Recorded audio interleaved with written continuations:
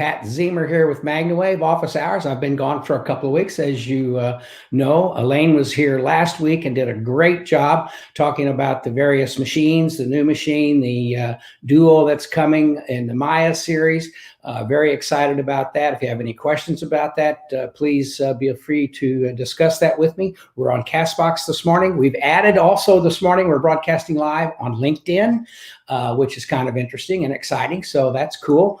And of course, we're on YouTube and Facebook at this point in time. So if you have a question, put it in the thread in any of those places and it will come up so we can get the question and proceed from there. So I spent a couple of weeks in the Keys, which was a lot of fun, and I'll talk about that as well because, as you know, and I've discussed with you, I'm finishing a book with 32 doctors and some general practitioners I did the Wake Up series on brain health, where I talked about depression and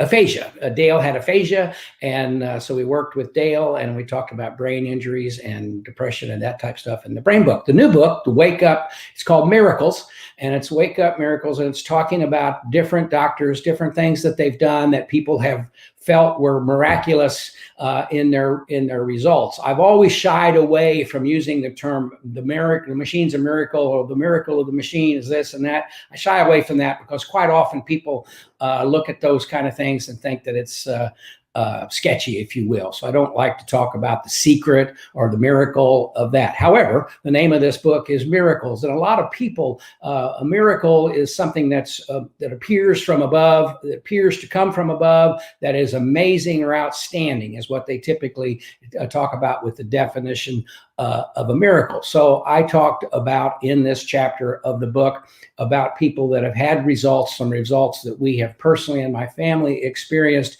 that were to us almost miraculous and outstanding and wonderful results is what we shared. And so that's what the book is about. It's going to be published probably in the next 2 months. I completed my chapter while I was in the Keys, and you may notice that I've got a little growth here, and I called it my Ernest Hemingway look from the Keys and being down there and finishing my book while I was there. It's really cool to be able to do that because it's very relaxing. Certainly you're on the ocean and you can see what's going on and in the ocean and so forth. And so it just gave me a good time to finish the book and to enjoy the time down there as well. What's interesting about the book, and Chris has got a couple of slides that he'll put up, but what's interesting about the book, there's my chapter in the book, and as my quote is, don't believe in miracles. I mean, people do believe in miracles, but don't just believe in miracles, work towards them and depend on them. And that's kind of the way we approach it with the machine. If you use the machine and you work towards what you're trying to do, your results may be outstanding, may be wonderful to you, and therefore maybe you may say, gee, it's a miraculous type of event. And so that's my feeling is don't believe in miracles, work toward them and depend on them. Now, what's interesting, and that kind of tied in with the Keys, we went to visit Ernest Hemingway's home and get the history and took a lot of photographs of Ernest Hemingway's home. But Muriel Hemingway, his granddaughter, is a participant in the book as well. And so that's kind of cool. And actually the gentleman putting the book together was talking with Muriel last Tuesday, I believe it was. And we kind of participated in that a little bit and talked with him. And so she's participating in the book. So I just thought it was really cool that that's where I was. That's where I completed my chapter. Went to see the Ernest Hemingway home, and Muriel's in the book and was talking with Stephen last Tuesday and sharing information amongst ourselves. And so it was quite interesting to do that. So look for the book. It'll be out in a couple of months, and we're certainly excited about that. I actually finished 2 books while I was there. I'm in the process of writing a book with Jack Canfield, talking about pillars of success and things that people have done in their businesses to be successful, or how their businesses became successful. And I've gotten to know Jack a little bit, and we've talked, and he's invited me to participate in this book. And so I completed that particular involvement in the Keys as well. So while we were vacationing and having some fun, Debbie's sister and her husband came down and spent some time with us. I got some time to talk with my practitioners and talk with Elaine and do some planning, as well as finish these books. So that's what we were doing. That's where I've been for a couple of weeks. I'm glad to be back. I'm here to answer any questions that you may have. Good morning, Hazel, listening to us on Castbox. And so I'm excited to be here and answer any of your questions. So if you'd like and you want to send me a text and I'll call you back, it's 502-599-9722. Give me a ring. I'll call you right back and we can visit. I'll answer any questions that you may have. And so again, if you'd like to talk to me, send a text. Please share this broadcast with your friends so we can get more people who can participate with us and learn and see what's going on. So let's see here. Let's take a look and see if I have any. Good morning. Folks are here. Maureen's here. Jeff Fenton's here. Thea is here. Katie, Kim's here with us. Sandy's with us. So great, folks. Thanks for joining us this morning. Bridget is with us this morning. So if you have any questions, just post them. Tim's with us. Hello, Tim. I hope your vacation went well. And so if you got a question, put it in there. If you'd like to talk with me, send me a text and I will certainly get right back with you and we'll have a conversation. Let me make sure my phone's working. Yep, everything's good. And let me get out of this. I'm sorry, I'm trying to get this going. Okay, let me have a look over here. There's been a couple of questions. Someone asked a question about treating a sternum injury with someone who has breast implants. And there are some questions that have been raised over the years with specific powered devices and certain strengths of machines, talking about in the thousands of hertz, if that can be damaging to the implants. We're talking about 2 to 50 hertz as far as the delivery from our devices. And so we found no contraindications that if someone wants to treat and they have breast implants, that's not an issue. Certainly, you might want to always check with your doctor. We always recommend that you follow through and make sure that you have the blessings of the people that you're dealing with. There was another question where someone was talking about, because today with chemotherapy and cancer and things like that, a lot of people are taking chemo in pill form. And so the question has been, what if I'm taking chemo in pill form? Can I do treatments? They checked with their doctor. The doctor was on board, even talked about maybe reducing the strength of the particular or the dosage of the pill that they were taking. And the primary issue and the concern is when someone's on chemo, as you know, when someone is receiving chemo, they quite often feel ill or they become sick. And we don't want to, our device can improve the metabolism of something that you're taking or that's in your body. And we don't want to make someone who is going to feel ill anyway, have any more ill feelings or feel sicker as a result of using MagnaWave PEMF while they're in the process of taking such medication. So again, we always refer to the doctor and get their input. Here's a text coming in, so I'm going to return that in just a second. But with that said, the doctor felt that he could reduce the dosage. There are some studies around the world where they're doing that, where they're using chemotherapy and they're using the therapy at the same time, but they are in fact reducing the amount of chemo because of the enhancement that is received. So it was a great question. And typically what we do with chemo is they do the chemo process and then we treat afterwards. But if someone's on a pill and they're going to do it continually for a long period of time,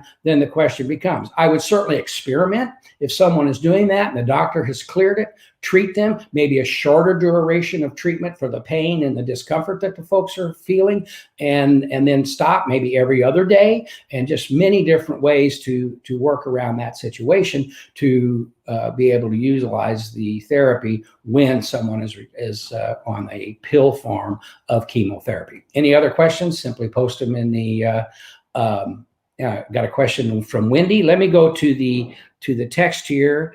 Lori's asking a question. Let me bring Lori up here and see what we've got from her. And then we can go from there.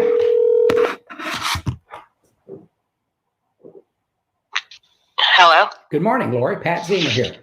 Good morning. How are you? I'm doing well. How are you? Great. You have a question? Yes, I'm really happy to say that yesterday I ordered my first machine Great. and started the certification process. Good. And my question has something more to do with business. Okay. Through watching previous office hours, just to educate myself, I heard you mention one time that MagnaWave is working on offering its own liability insurance. And my husband is self-employed, and we have our health insurance through my employer. Mm-hmm. And as I progress with my MagnaWave business, I'll be hopefully cutting my hours at my job, Right. which will cause me to lose my health coverage. So I was just wondering if you'd ever considered maybe letting practitioners group together to form like a healthcare insurance coverage group through MagnaWave. Of course, everybody would have to pay their full share, but it would enable people to, be able to group together to get better insurance and for a better rate for people who aren't going to have coverage otherwise. Excellent. As a matter of fact, we are doing some research on that as to take a look at group coverage.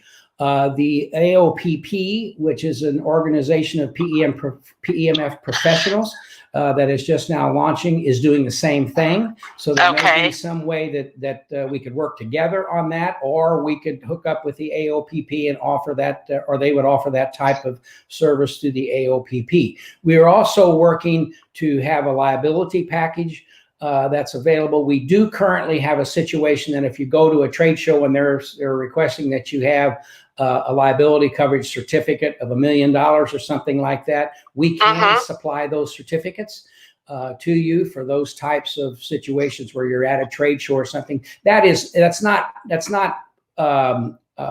it's more product liability than it is malpractice or that type of liability. But trade shows and various disciplines are requiring that today. So we've put that together to be able to offer that to the practitioners. And we are moving down the road to offer the liability insurance as well. Currently, most of us and our practitioners are using hands-on trade. Right. And that works. It's very economical. Does supply $1 million for small animals and humans in coverage, and depending on the horses, $25,000 in coverage for the horse world. But that is something that's there, and we are working at it. The challenge, I'll just tell you exactly what the challenge is going forward, is that an insurance company says, yes, we want to do this with you, but we want 1,000 members, or we want, we want this. So, and so the question becomes how quickly we can ramp up to 1,000 members who are saying they want. Now we have upwards of 3,000 practitioners, but some don't carry liability. Some have it in other circuits. And so it's just a little bit of a challenge we have, but we have to get there to be able to offer that. And that's where we're heading, and that's what we're trying to do. Likewise, we're also in communication. We are a founding member of the AOPP and working with them because there can be more strength there in numbers potentially as well. Right. Okay. Thank you. Okay. Well, thank you. Welcome aboard. And if you have any questions, certainly reach out to us and we'll help you any way we can. Great. I'm excited. Now send your email to support@MagnaWave PMF to be entered for the gift bag from today. Awesome. Thank you so much. You're welcome. Have a great day. Bye-bye. Thanks. Great question. Insurance is always something that comes up that we need to talk about and cover. It's interesting. Been doing this since 2002, and for years there was no insurance anywhere. No one would insure anything. Malpractice was a real challenge for everybody, including regular docs. And I have a friend that's a doctor here in Florida and a surgeon, and makes his patient sign a release because the malpractice insurance that he has to pay is just astronomical, and it made it difficult for him to practice. So there's a lot of things going on. But today there is various policies that are out there that are available for product liability, for malpractice, and liability insurance for your practice. And so it's really changed a lot. Like I said, for years, was not available. And we just took that risk, had people sign releases, and moved on that road. So if you want to visit with me, send a text to 502-599-9722, and I'd be happy to phone you back and talk with you about that. So let's see here. Any other questions? Let me go back to the top to make sure I've got it. Page down here. Talk with me about flying with the digital machines. Is there paperwork we need to hand to TSA? The short answer is no. Now, things have changed a little bit with some of these things that have gone on in Iran and various places in recent months, that TSA is a little tougher right now, people have said. I've not experienced any particular amount of trouble, but what I always do when I travel with machine, I do two things. I separate the coils and the machine. I put the coils in luggage that I'm shipping. It's just easier. You don't have to be messing with the coils as you go through TSA. Then I take the machine through the TSA and they check it out. I always carry a brochure or two with me, typically animal or even human brochure, but animal, small animal type of brochure that explains what the machine is.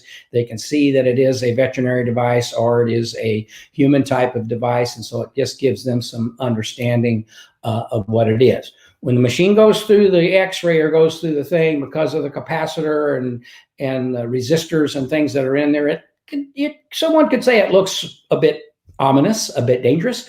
So there's been questions over the years. Sometimes I've gone through TSA and I just whip through. Sometimes it's taken me an hour to go through TSA.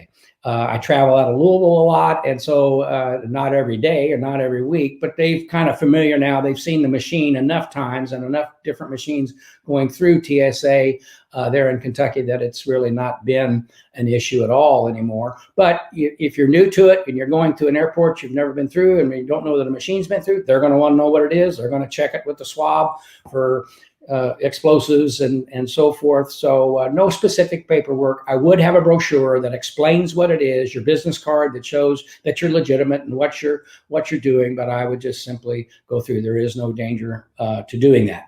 And the other thing that I do recommend is if you're going to go through TSA and the machine may be too big for the particular aircraft that you're with, go through TSA, take it to the gate and check it at the gate. Because it will not be handled as roughly checking at the gate as it is if it goes through the whole airport type of process. So that's my recommendation there, and it's worked for me, and it's worked for over the years for others as well. Great question. Thank you for asking that. Let's see if there's anything else. Can you talk about the B2? I'm thinking about purchasing one. Jennifer, great question. The B2 produces a signal like our machines. It is considered a high voltage device, and it produces a signal that rapidly goes up and then has a rapid descent and stops. And we're doing some reprogramming on the B2, but with some new faceplates and so forth. But basically what it's doing, it's operating at about 500 Gauss in the delivery, which is about 15 times stronger than other low power devices that are out there, specifically the Beamer and the QRS and the Eimers types of machines all operate in very low Gauss numbers down in the 35 to 50 Gauss levels. We're up to 500 Gauss with the B2. The way the B2 operates is it operates in delta, theta, alpha, beta, and gamma. And the delta and theta are very relaxing frequencies and signals that are delivered for sleep or for relaxation. The alpha signal that's delivered is something that you might do in the morning just to get going and feel better and move, not move, but go on about your day. The beta and the gamma, the beta is more intense. For example, sometimes when I'm writing, I'll treat myself on the beta, kind of gets you focused and intense on what you're doing. And so it could be good for that if you got a specific project you're doing or something like that. And then the gamma is for more of the monks. When they meditate, they say they get into a state of gamma, and it's for meditation. It's used much more in Europe than it is in the United States, but we have it in our B2 device. Now, any of those settings can be very beneficial. Certainly the delta, theta, and alpha are more relaxing and more standard types of signals for pain relief, for relaxation, for sleep, any of those types of things. Those three settings are very applicable to that. And basically what happens there with that device is it produces, there are two signals that are delivered. There is what we call a subtle energy signal that's delivered, that is a clicking beep, beep, beep, like our machines do, that's working in that level. Then there are, my phone's ringing, let me turn that off. Then there are a series, and it's all generated with magnetic pulses that emulates it's a cadence that emulates the particular frequency at delta, for example, and if you listen to it,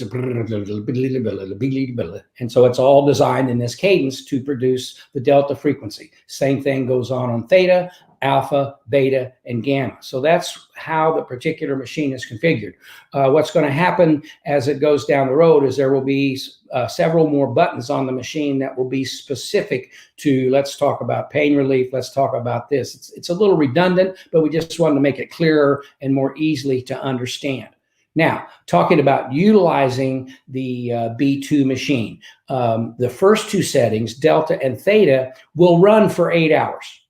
So basically, if you wanted to sleep with it, which I do, you can use it for your sleep time, when I'll explain what I do. Or you can, if you're going to watch TV through the evening and you want to put a mat behind you, or you want to put it under your buttocks for prostate or just urinary incontinence or whatever you're doing, or just for low back pain, you can do that, and it'll run for 3 or 4 hours as you're watching TV or reading or whatever you may be doing. The alpha, beta, and the gamma run for 30 minutes apiece. We're also working with making some changes there, but that's how the various times work. Now, what I do is we have a machine, my wife and I have a machine, and she uses the paddle and I use the mat. And because I had a prostate scare 4 years ago now, I lay with my rear on the mat in the evening. Actually, what I do is I start on my pillow. I put the mat on my pillow for my upper shoulders, neck, and head, and I treat myself that way for, while I'm going to sleep, maybe an hour or so that it's there, or 2 hours. And then you awaken, or I notice that it's there, I move it to my low back and buttocks, and I'm treating basically my prostate area, and to keep the good inflammation reduction there and all of that. And then I'll move it to my knees or my feet. I've experienced, which is virtually non-existent anymore because of this process that I'm doing. I've experienced some what my doctor calls age-related neuropathy. It's a bitch, isn't it? You get old and you start having this stuff happen, or you get older. I don't consider myself old at this point, but you get older and things all of a sudden start cropping up. And so that's what I do. I treat my head and shoulders. What I've noticed since I've been doing that is my cognition, searching for words. As we age, we've all experienced this. You're sitting there and I'm pointing over there, briefcase, that's what it is. And you can't think of that, or you're trying to search for a person's name.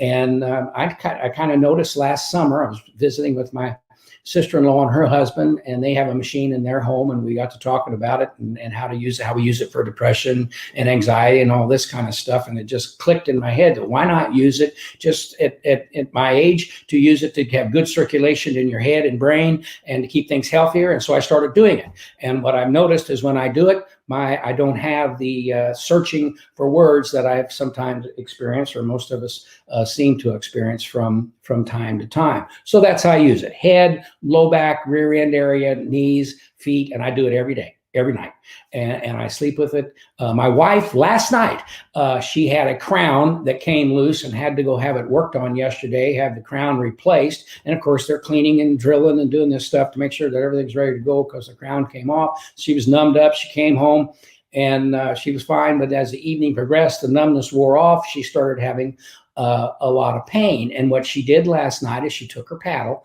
and she has shoulder issues, and from time to time, as we've discussed, and she used the paddle there, but she slept with the paddle on her jaw, and it took away the pain that she was experiencing from her dental work yesterday, and she was able to sleep and comfortably. And so that's how she used it on the Delta. Last night we were on the Delta, and because we share the same machine. And so she used the delta signal and she put it on her jaw and reduced the pain from her dental processes yesterday afternoon. So that's a little bit about the B2. And so if you have additional questions, just put it up there and I'd be happy to answer it and go on from there. Let's see what else. We got several questions. Thanks, Jennifer. I hope that helps. Can you talk about the certification, recertification requirements, and the advantages of having MagnaWave certified practitioner versus other PEMF companies? Well, we started the certification process, what we call the certification process.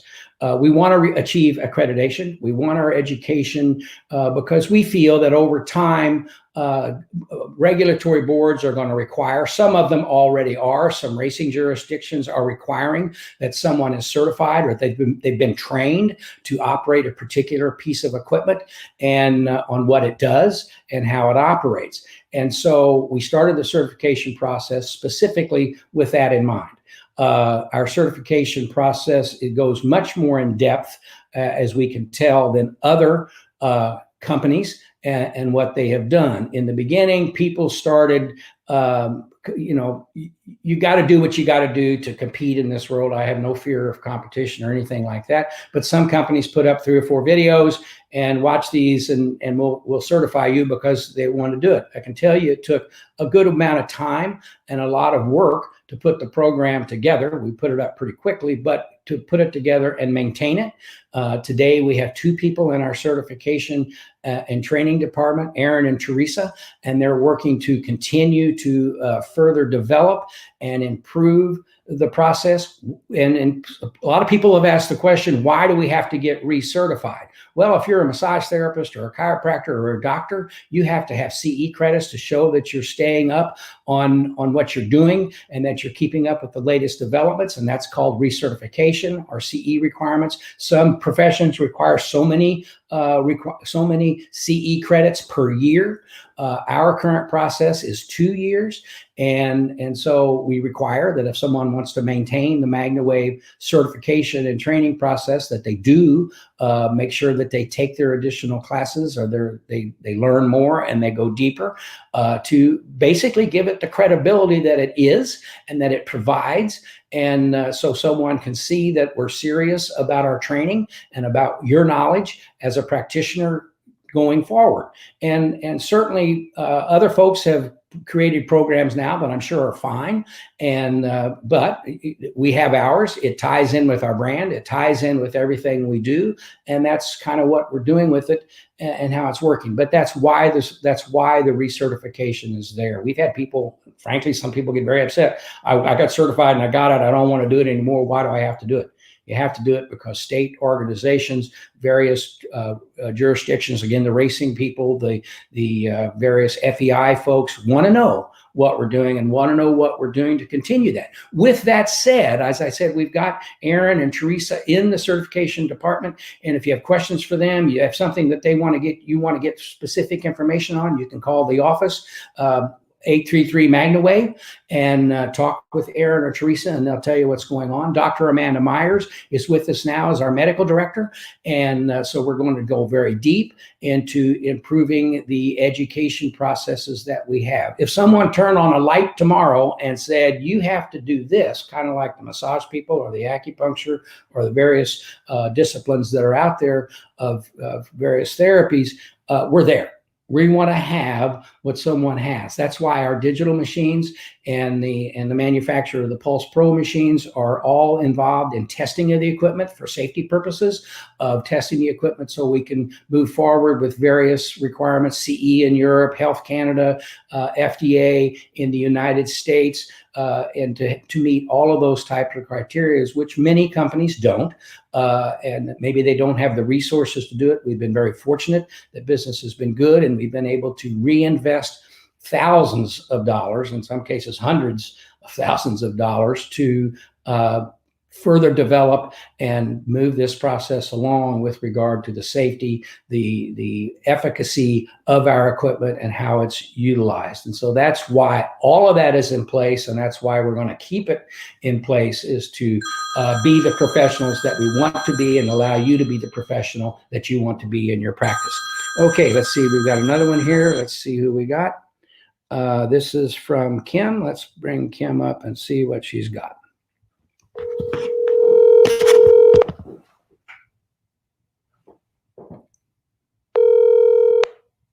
Hello?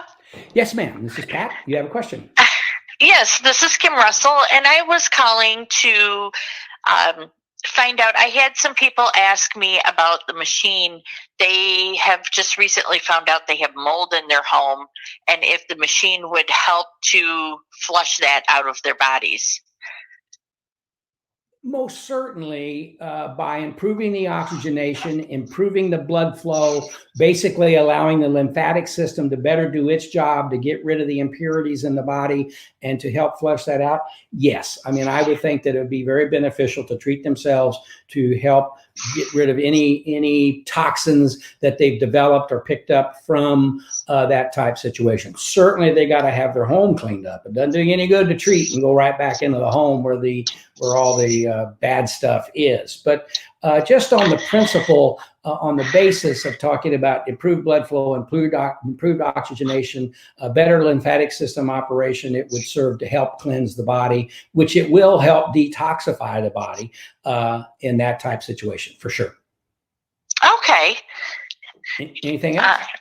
Yeah, one other question I had another lady call me last night in regards to a dog that has paralysis with a ruptured disc. Okay. What would you suggest for treatment? I would treat the dog certainly on a lower setting to begin. We don't want to enhance, because of circulation, any of points of the rupture, but I would certainly treat the back of the dog with the large loop, or have the dog lay on a mat with the loop underneath and just begin treating. I would, as I said, I would treat on a very moderate setting, maybe for 10 or 15 minutes. I would do it a few times in a row in order to be able to get ahead of the situation. But the only challenge is going to be how severe the paralysis is, how long the paralysis has been in place. If you get it sooner rather than later, your odds of having a pleasant, good result are better. If it's been there for months and months, you got a little bit more of a struggle because of how things deteriorate and what's going on. But that's how I would treat. I'd simply put the coil right over the area, treat moderately, treat regularly, and look for a promising result. We've had many good results, and sometimes it's a challenge. He's only been this way for about a week and a half, so I would treat. They should probably talk with their doctor, with their veterinarian, but I would certainly do that. That's a good question for you to also throw into the certified page, because there's a lot of veterinarians who are there and a lot of people who have certainly dealt with these situations over the years and can certainly add some thoughts that maybe I'm not thinking about right now at this instant talking with you, but that's what I would do. Okay, wonderful. Thank you. Hey, send an email to support@MagnaWave PEMF, and we'll get you on the drawing for the grab bag. I will do. Thank you very much. Bye-bye. Bye. Good question. Dealing with that type situation with paralysis and issues with regard to that. As you know, my wife had herniated discs. We hear these stories all the time that people have had those kind of problems, limits their mobility. But if you can get after it and work on it, you can have some very good results and things to come along the way you want to. Felicia asked the question, does checking the max at the gate apply as well? I would do that. I would go ahead and tell them it's a medical device. You want to go through TSA and you want to take it to the gate and check it there because of being fragile. And I've never had an issue with that. Certainly today, the way a lot of the airplanes are configured, the max will certainly not be able to be carried on because of its size, but I wouldn't worry about it. It's a little heavier. I would check it at the gate. And yes, I would think that would apply with the max as well. Great question. Thanks, Felicia. Let's see. Is there a sales link for the B2 on the list to send to potential buyers? I don't know if it's Shannon or Jody, but yes, I would say there should be. And question would be to call the office, talk to Chris in marketing, and he'll get with Elaine and make sure that is available. for you to use? And that's an excellent question, because as a practitioner, and you're out there and you have a friend that wants to do it and they can use this at home or they can use it however they want, you can send them a link and they can be satisfied and you can make some extra cash. And that's a good deal. So I would simply, again, call the office and talk with Chris, and we'll get that handled for you. Great question. Thank you very much. Let's see here. Is there anything we need? Let's see. Okay. Is there anything we need to do at MagnaCon to ensure recertification? Great question, Jeff. If you're coming to MagnaCon, you'll be registered. If you attend the events that are there, they will have a process at MagnaCon, a table where Aaron and Teresa will be, to make sure that you get your new ID card and your recertification by attending MagnaCon. And it's just part of the process. You want to, if you attend MagnaCon, you need to go to them and say, okay, I'm here. My certification is due. I want to make sure that I do what's qualified, and they'll take care of it. If you sign up for MagnaCon and you go and you don't tell anybody, it won't happen until you until you talk with someone about getting that process completed. Good question, Jeff. Okay, let's see. Senior woman with broken elbow, broken December, not healing, depression and arthritis as well. Any suggestions on treatment and frequency? She has a Pulse Pro with all the loops except the rope. Okay, you're in good shape, Cammie. One of the things, senior woman, as people age and they get things going on, calcium in the body, those types of things can hinder how particular things heal. The modality, the PE, and not MagnaWave, but the PEMF modality, there is a device approved for bone healing and to improve the non-union fractures. And so the process that I would use with your machine, I would simply treat the elbow as often as possible, at least a couple of times a week, 2 to 3 times. 2 to 3 times a week if possible, for this particular person, to aid the healing. I would also treat their torso, which is going to help with the depression and the anxiety that they may be feeling, just to have good improved blood flow throughout the body. We've learned that PEMF, it does improve someone's sense of well-being, and so which can work with depression and help in a depressive type of state. So I would do that to make sure that all the blood in the body is rejuvenated and working well. But then I would specifically treat the elbow itself to help things get along and heal more rapidly. And so she did it in December. So we're, I don't know when, but basically we're 12 weeks in. Most fractures heal normally in 8 weeks or so. So obviously there's something going on. I would, make sure they talk to their doctor, how their calcium levels are, how their various supplements they're taking to aid with that could be beneficial as well. But that's how I would certainly approach and take a look at that. And I just want to throw this out. If you'd like to connect with me on LinkedIn, I'm on LinkedIn under Patrick Ziemer. We can converse there. And I'm a little remiss because I've been traveling a little bit. I want to start doing some LinkedIn processes on how to use LinkedIn to build your help and reinforce and build your local business. So we'll be doing that as well. But join me on LinkedIn if you'd like to connect with me and be able to converse accordingly. Okay, let's see if we've got some other questions here. Let me come back. Anything we need to know before traveling with the machine? I have a client renting mine out to take on a cruise. No, I've had my machine on a cruise in the past. And so it's just, again, make sure you have the proper identification that you're carrying with it and how you're going to use it and what you're going to do. And that'll help you get through customs and the whole 9 yards. If you're going on a cruise, let me point this out. You want to make sure, and if you don't have it, we can help you get it. But you want to have a bill of sale that you bought that machine. You don't want to go out of the country and then attempt to come into the country, because their question is going to be, where did you get it? Did you buy it here? Did you get it from someone here? So you need justification that you have it, that you bought it, and so on and so forth if you're going out of the country. There are forms that can be filled out with customs that says, I'm leaving the country with this device for my health and so forth, and I'm going to bring it back into the country, and that's just there and filed accordingly. I would do that if you have the time to do that, but I would most certainly have a bill of sale that you bought the machine, paid for the machine, and you did it in the United States. I had that happen to me one time coming home. I flew to Canada to treat a Grand Prix rider who was injured, and spent a week with this rider working on his low back and groin, and took my machine up. No problems going out of the country, but when I came back, customs didn't believe me. They wanted to make sure that I didn't buy it there or all kinds of stuff. So just make sure you have the proper documentation to get on the ship. And when you come back off the ship and going through customs, that in fact it is your device and that you're operating properly. Okay, let's see. Let's see what this one is, if I may. What exactly did the lady break in her elbow? I have a radial head fracture in my elbow and have been treating with my Simi 3 5 times a week with my paddle for 45 minutes. It helped tremendously with pain. And if it's helping with the pain, it's also going to aid with the healing process as well.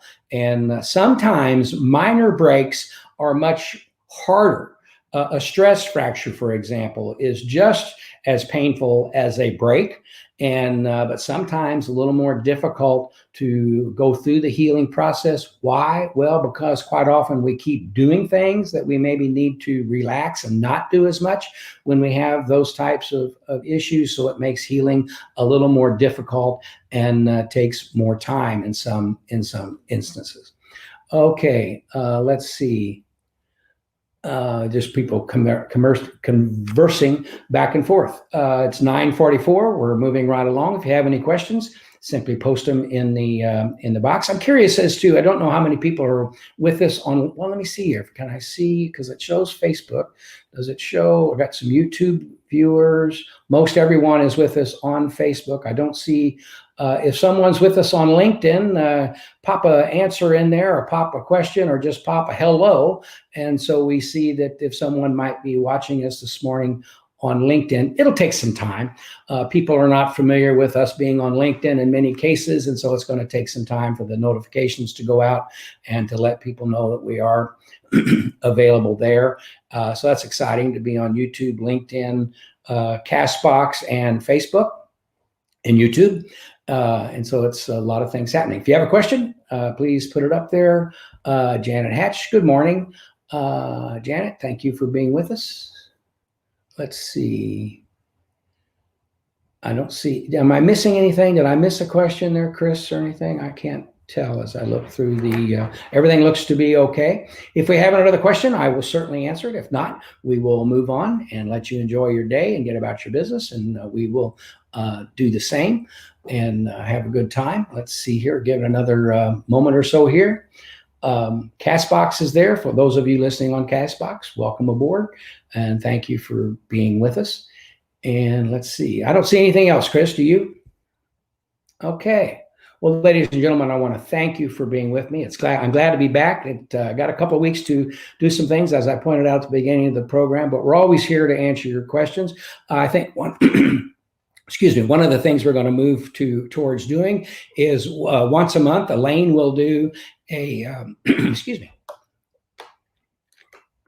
Elaine will be doing the office hours, and she'll be going over new technology advances, new devices, what's changing on devices, answering specific device questions, and she'll be doing that once a month, and then I'll be here on the other days. We do have a question that came up. Oh, all right, wait, two questions. All right, let's see here. Brittany asks, a question regarding treatment of someone with large blood clots that have solidified in their legs. Is it safe to give sessions to them? Check with the doctor. Typically, if someone has blood clots and they are stable and solidified and not moving, the doctors are not as concerned with what the people do and to move forward. And again, it depends what you're treating. If you're treating the low back, I don't see any issues at all. And but I would certainly have them check with their doctor to make sure. But if they're in control and the doctor is not concerned with someone walking or running or receiving some type of therapy, a massage or a rub down, that type of thing, then there should be no issue for you to use the machine for treating this person. But always cross your T's and dot your I's with regard to the doctors and so forth. Let's see. Small dog, fatty growth, 17 inches in diameter. Been working on him for a couple of weeks. Any suggestions? Don't know how long it's been there, which could be an issue. It seems to be large. So basically what you're going to be doing is working to comfort the animal. Could you get some reduction in that? It being a fatty growth. Now, we're not talking about something that fatty is something that you're dealing with. I do have a recommendation for you to use in association with the MagnaWave, and this is something that we've been exploring adding as a product to our line to re-enhance the MagnaWave experience. But I would treat it, and I would treat it regularly, and you may get some reduction there. Fatty has a little different connotation as opposed to tissue and fluids build up in various types of growth. So that could present a little bit more of a challenge. Some people use a very strong light therapy device. We've been experimenting with one, and what you do is you put the red light therapy on the area. It basically takes some of the fat molecules and shrinks them to, like, you might call it a raisin type of effect, shrink the fat molecule, then come back with the MagnaWave over that to help move those shrunken fat molecules through the lymphatic system and out of the body. And various weight loss clinics use that same type of process. And some of them are using the MagnaWave as opposed to other types of ways to move those types of particles through the lymphatic system and out of the body. So that could be something to potentially look at. I can help you with that if you'd like to connect and to discuss where you might find that to assist with that type of process. Wendy jumped in late but wants to ask about equine head shakers syndrome. Neurological issue. Certainly causing problems. I would treat the neck, head, shoulders, and hopefully, again, it depends how long it's been there, severity. Is it something that's was it caused by an accident? Is it genetic? There are some diseases like equine hip, HYPP, which is a genetic degeneration of the muscle and causing muscle spasms and things like that is genetic. So it's very difficult to change a genetic type situation, but you can provide comfort. You can potentially reduce the symptoms by simply relaxing and putting things in place. So that would be my suggestion. Treat the head, neck, and shoulders, and as often as possible, and see what kind of result that you receive. Be interested to see some follow-up on how it works for you and going forward. Let us know, and we can follow up with what's going on. Ovary, let's see. Cammie talks about, the growth is the large growth. Over a year, the vet abandoned surgery to intertwine with blood vessels. They abandoned surgery because it's very entwined with blood vessels and tendons. So I would just treat it, and you may get some reduction. You may want to look into the light thing that I was talking about. And I mean, it's a light that you only use. I've got one and I've been experimenting with it, and I use it only for a minute on a location. You could conceivably do 2 minutes, but again, what it does is it takes some of those fat cells and reduces them down, shrinks them up, that then you can treat and move them away. So something like that in harmony. MagnaWave is a very complementary therapy with other therapies. It's just a matter of how you use them and where you find that they can work together and work very effectively. So reach out to me on LinkedIn. I can answer that, maybe go a little deeper with you on that, and or talk to Erin. She's familiar with these research that we're doing and conversations we're having with regard to complementary therapies to potentially help you out. You're welcome, Wendy. Thank you. IT band, would MagnaWave be helpful on this for a young teen? Is teen with pain, IT band? Drawing a blank on that. But if there is pain and there is something associated with something that's been done, the IT band or whatever, certainly MagnaWave will help with the inflammation reduction and the relief of pain to help those types of situations. Most assuredly, I would use it to do that. It's always amazing to me that we talk about a horse and then someone says, well, will this work on a dog? And of course, we're talking about blood oxygenation, blood flow, blood movement. Doesn't make any difference if it's cat, dog, eagle, cow, pig, whatever the situation may be. So you want to just have a look at that and work with it, try it. And as I said in my new book, don't depend on miracles, or don't believe in miracles. Depend on them, work towards them, and quite often you'll get the outstanding results that you're looking for. Okay, I don't see any other questions. We'll wait just another second and move forward from there. It's been a pleasure being with you. I apologize. I'm not apologizing, but I got my Ernest Hemingway look going on here. We'll see how that lasts until Miss Ziemer says, we'll see how that goes. But at any rate, folks, I want to thank you for being with me. It's been a great day. We're glad to be back. If you have questions, send them to me at patziemer@magnawavepmf.com, and I'd be happy to address them. Post them on the Facebook page, on the International Research page. Call the office, whatever it may be, and we'd be happy to get these questions answered and be with it. So, ladies and gentlemen, thank you so much. Have a great day. Have a great week. Wave on to better health and wellness, and we'll see you next week. Bye-bye.